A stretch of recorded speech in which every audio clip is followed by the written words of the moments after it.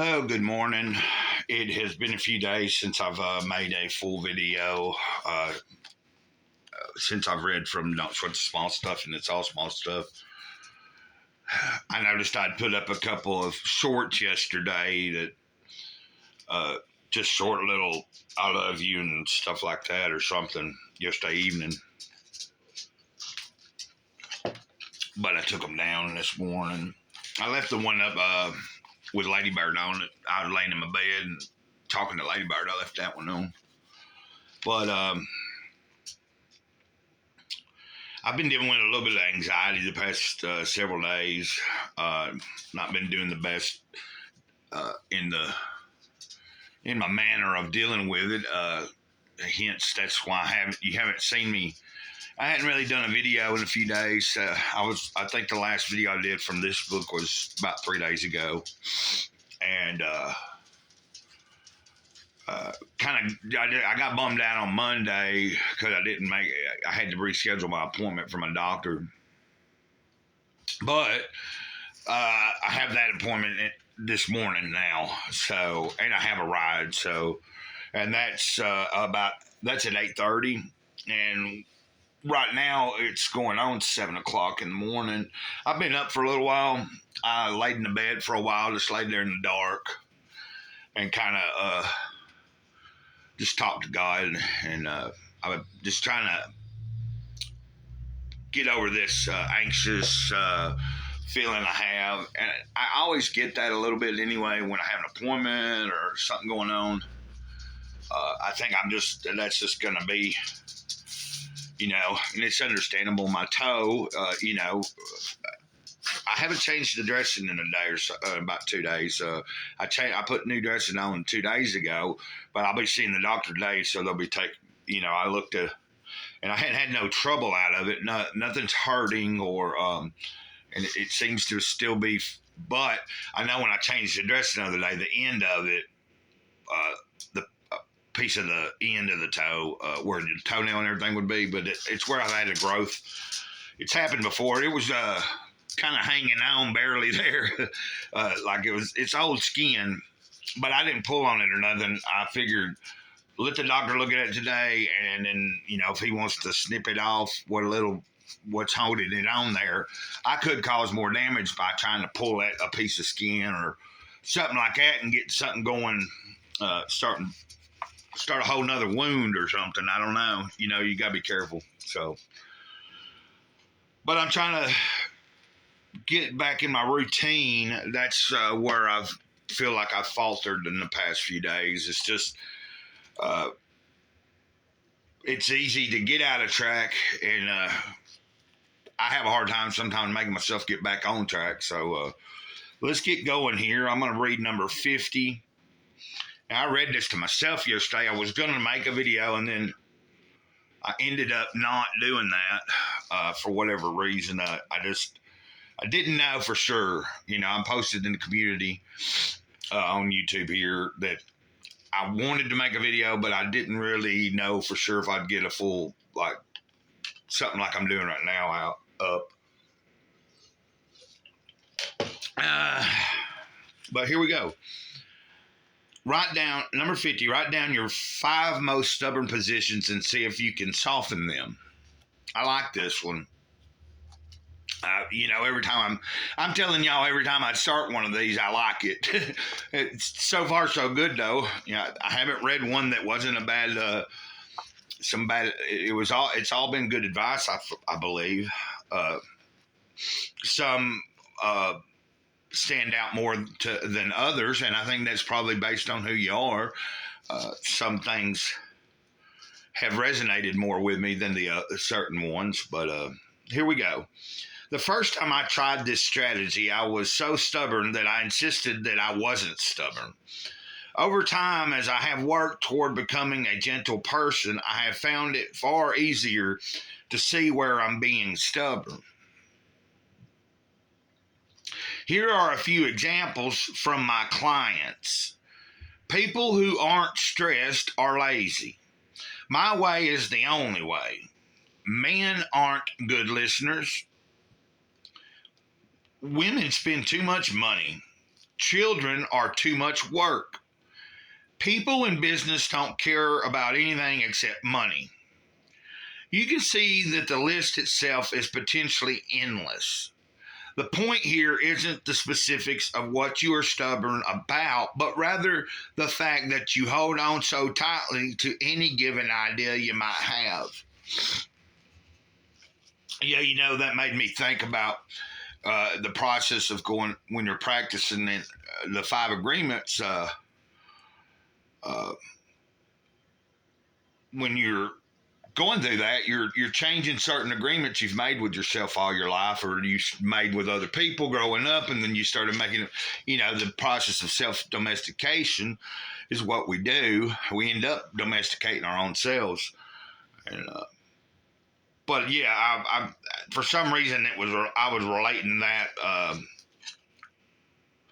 the application of the five agreements and stuff in a daily walk. I can see where, he talks about the people become so tightly knitted into the stories we tell ourselves. And, sometimes we start, like, you can tell yourself something so long that you start believing it even when it's not the truth. And you got to be careful. I know I got to be careful sometimes about it.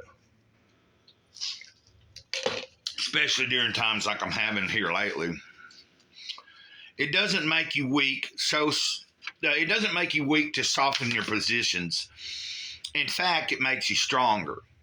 I have a male client who was adamant to the point of being obnoxious about it, that his wife spent too much money. As he relaxed a little and noticed his own rigidity, he discovered something that he's now a little embarrassed about, but laughs at. He found out that in reality, he spent more discretionary money on himself than his wife spent on herself. His objectivity had become muddled in his own rigid belief.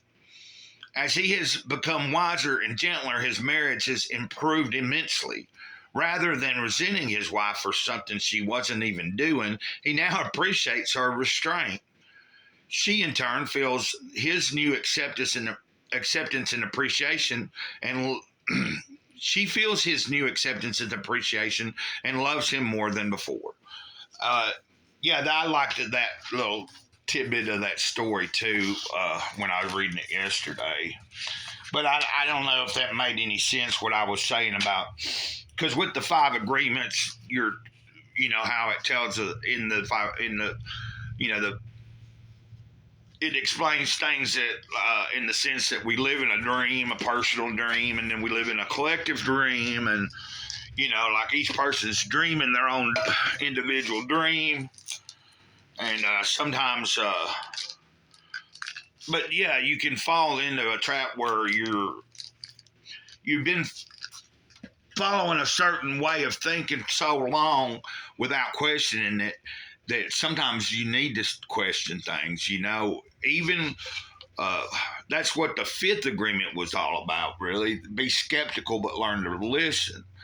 Like we learn to listen, take in information, but then we have to learn to decipher it and decide, is this information accurate to what it's saying, or, I think I'm making sense there anyway, but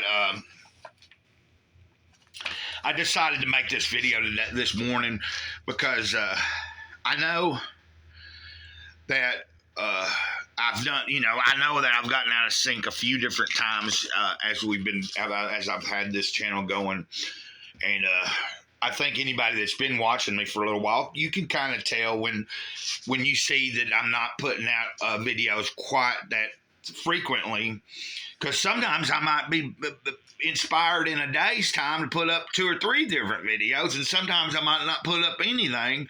But I try to do at least.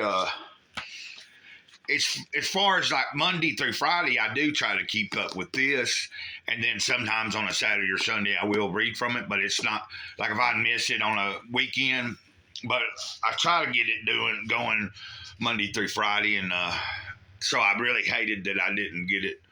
I think I did one Monday, 3 days ago, because today's Wednesday, so that's what it said. But anyway, I've rambled on. I just figured if, like I said the other day, I think the last video I made from reading from this book, I said I decided to make a video because there are people, as the channel's growing, and you guys, some of you guys are pretty regular. I see that you watch pretty regular and you comment pretty regularly, and you offer me words of encouragement in your comments, and and I know sometimes you share with me that maybe something I've said here or done in a video has sparked something in your brain and got you to thinking about something as well that maybe you needed to do, or you hadn't really thought much about up until that point or something. And I always enjoy reading everything that people say or have thoughts about. It's really nice. So there I am, making this video. I'm about to turn it off. I got a little while before I'll get picked up and go to the doctor today. I'm hoping that it's no complications. I hope the doctor I hope it's not like, whoa, we need to get you over there to the hospital right now or anything, which I don't see that being, because I haven't been sick. Like I said, the infection the antibiotics have been seeming to keep, nothing's coming up my leg. I haven't hurt. It's not like, it's just uncomfortable having something wrapped around my toe and having to deal with that. And then, anytime when trying to get cleaned up and stuff's a little more difficult, because you want to, when I'm getting in and out of the shower situation and I'm in a tight space, I have to really make sure I don't bump my toe, or, you want to get in and get out and get it nice and keep it from getting dirty or, whatever. But anyway, I'm going to end this video here, and we'll see. I may try to make one later when I get home with like maybe some information about what I found out at the doctor today, which way we're going. That's one thing for sure. I want to hopefully get a confirmation on if are we still going to probably have to have the toe removed or part of it removed, or is it looking to him like we may be able to continue the rounds of antibiotics and see if it just gets better. I don't know. Being is that it's been about 2 weeks ago, I went to the ER, so it seems like the situation has gotten all better than it appeared to be on the day that I went down there. To me anyway, like I just know I didn't like the way my toe was looking. And, both times I've been there to this doctor and the nurse have looked at it, they said it looked like the skin was looking better, and nothing is wanting to spread anywhere bad or anything. It don't look like. So until next time, Mr. Gray Cloud here, Sage of the Eternal Moment, over and out. Y'all have a good day. If you don't hear from me for the rest of the day, you know how we say it here, ditto.